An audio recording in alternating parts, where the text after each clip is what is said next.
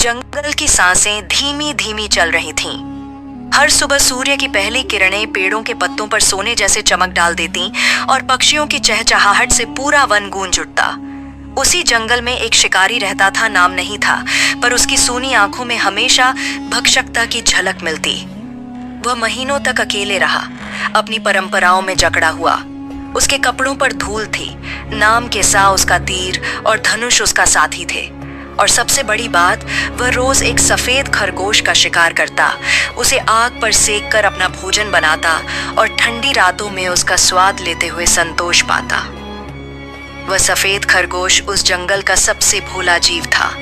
उसकी फर में सुबह की धूप का रंग लगता, उसकी आंखों में मासूमियत और भय दोनों रहते। खरगोश ने कभी किसी को तकलीफ नहीं दी थी। वह पेड़ों के नीचे घास चुगता, छोटे छोटे फूलों के पास खेलता और अपने बच्चों के लिए सुरक्षित बिल खोदता।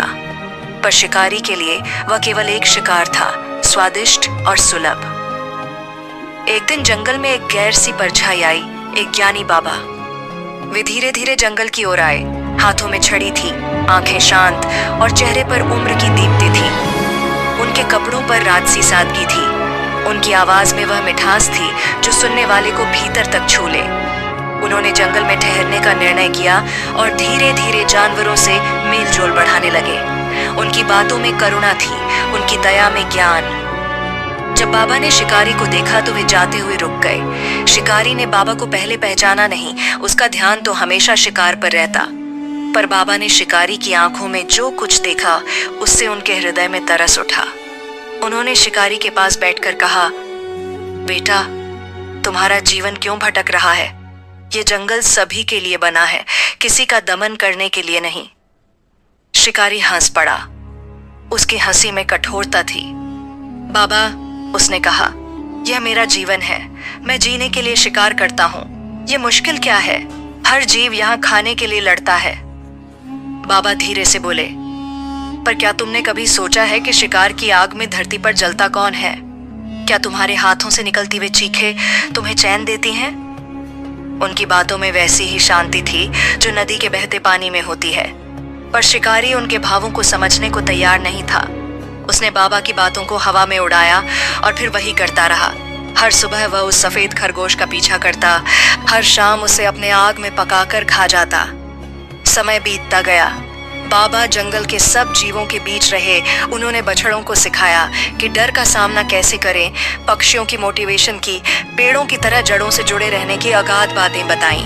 और हर बार जब बाबा शिकारी के पास से गुजरते, वे नरमी से कहते, हर प्राणी का जीवन कीमती है बेटे।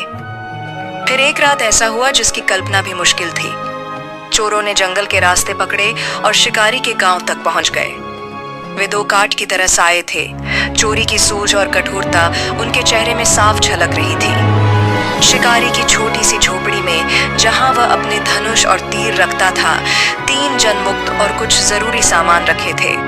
चोरों ने जब देखा कि शिकारी अकेला है, तो उन्होंने ठान लिया कि विषम मार्गों से चलकर वे उसके सामान को लूट लेंगे। पर लूट ही क्यों? उनकी आंखों में लोभ था, और लोभ का कोई गणित नहीं होता। वह किसी का भी प्राणी बन सकता है। उस रात चोर चुपके से झोपड़ी में घुसे। शिकारी सो रहा था, मुंह पर थकान की गहराई थी। चोरों ने झट से सब कुछ खंगाला। तभी एक छोटा सा लड़का, शिकारी का बेटा, अचानक उठ बैठा। वह शायद भूखा था या आहट से डरकर जाग उठा। चोरों ने उसे देखा और उनकी निगाहें कटीले हो गईं। उनकी नीयत कोई दयालु नहीं थी। वे उस बच्चे को मारना चाहते थे ताकि कोई गवाह न रहे। शिकारी की आंखें खुली, पर देर हो चुकी थी। उसने चोरों की ओर देखा, चीखना चाहा, पर कोई आवाज नहीं निकली। चोरों ने मिलकर उस मासूम को पीटा और फिर एक डरावना सन्नाटा। सुबह जब जंगल में लोग पहुंचे तो वहां सिर्फ टूटे हुए सामान और एक टूटा हुआ परिवार बचा था। यह घटना शिकारी के हृदय में आग की तरह फैल गई, पर डीजमल व अग्नि शब्दों की नहीं, पछतावे की थी। उस दिन से उसे कोई निंदा नहीं सताती थी, केवल एक भारी चुप्पी जो उसके भीतर से चिल्ला रही थी। उसे हर रोज अपने बेटे की याद आई, उसके हंसते चेहरे की, उसके नन्हे हाथों की। और वह समझ गया कि उसकी जिंदगी में खालीपन कहाँ से आता है।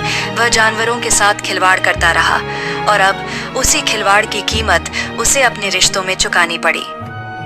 ज्ञानी बाबा फिर उसके पास आए। शिविर के पास आकर वे बोले, तुम्हारी आंखों में अब परिवर्तन है, तुम्हारे हाथों में कुछ कसक है।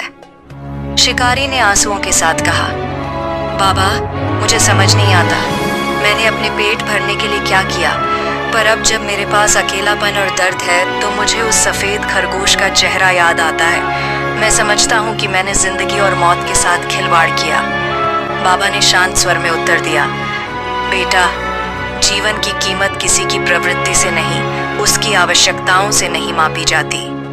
हर प्राणी यहाँ एक कहानी है, कुछ छोटी, कुछ बड़ी। तुम्हारे हाथों की हर कहानी दूसरों के जीवन को प्रभावित करती है। जो चोटें हमने दी हैं, उनके निशान दिलों पर लंबे समय तक रहते हैं। शिकारी ने फिर कहा, तो मैं क्या करूं? मेरे कृत्य ने मेरे बेटे को नहीं लौटाया। बाबा ने कहा, लौटाना संभव नहीं, पर बदलना संभव है। तुम अपने कर्मों को बदलकर नए बीज बो सको। जो पीड़ा तुमने दी, उसके विरुद्ध करुणा का उत्तर देना, उससे तुम अपने भीतर की वह आग बुझा सकते हो। शिकारी ने पहले तो सोचा कि यह सिर्फ शब्द हैं, पर धीरे धीरे उसने महसूस किया कि शब्दों में ही शक्ति है। उसने जंगल में रहकर अपने खाने के तरीके बदले। न सिर्फ शिकार पर निर्भर रहने की बजाय उसने जंगल के फल, जड़ें और शाकाहारी विकल्प तलाशना शुरू किया। उसने खरगोशों के बिलों के पास नंगे बर्ताव छोड़ा और उन्हें सुरक्षा दी। उसने उन पेड़ों के नीचे छोटी छोटी जलकुइयां बनाई जहां छोटे जीव पानी पी सकें। उसने अपने गतिवादों को रोका और दूसरों की रक्षा करनी शुरू की। समय के साथ लोग और जानवर दोनों देख रहे थे। शिकारी की चाल में बदलाव आया, उसकी आंखों में करुणा उभर आई और उसकी सांसें पहले से मधुर हुईं।